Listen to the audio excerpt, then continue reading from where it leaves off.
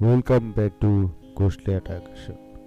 আজকে আপনাদের সাথে কোনো ভূতের গল্প শেয়ার করব না, কিংবা কোনো ভৌতিক ঘটনা নয়। আজকে একটি মজার বিষয় শেয়ার করব। তো মজার বিষয়টা কি, কেউ কি বুঝতে পারছেন? আহ, আসলে ভাগ্যের চাকা কখন যে ঘুরে যায় আর এটা আসলে কেউ বলতে পারে না। তো চেষ্টা করবেন, চেষ্টা করতে থাকবেন। অবশ্যই আপনার ভাগ্যের চাকা ঘুরে যেতে পারে যে কোনো সময়। তো যাই হোক, চলুন এখন আসলে যে বিষয়টা নিয়ে কথা বলবো সেটা বলি।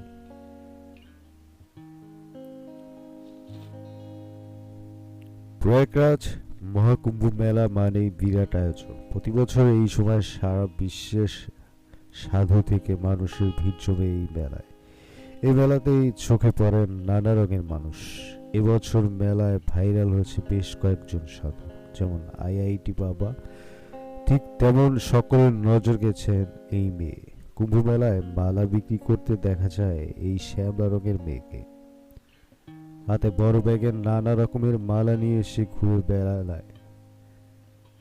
কি এমন আছে যার জন্য সকলে ছুটছেন এই মেয়ের ছবি তুলতে?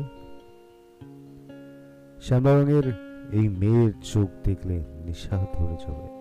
অম্বর রঙের আইবল, মুখে একটু মেকআপ নেই, ধুলো মাখা আলু থালু চুল, তবুও যেন এই মেয়ের থেকে চোখ ফেরানো যাচ্ছে।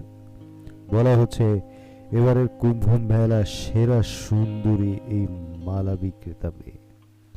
এমনকি তার চোখে বিশ্বের সেরা সুন্দর চোখ বলা হচ্ছে। হু হু করে ভাইরাল হচ্ছে মালা বিক্রেতার কন্যার ভিডিও।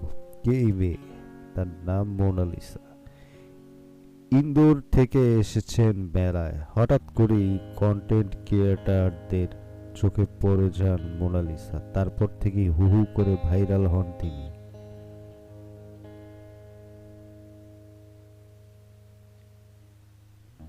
সকলেই মোনালিসার ছবি ও ভিডিও তুলতে ছুটছেন। কেউ কেউ বলছেন, এবার তুমি ভাইরাল হয়ে গেছো, আর মালা বিক্রি করতে হবে না, কোটি কোটি টাকা আয় করবে তুমি।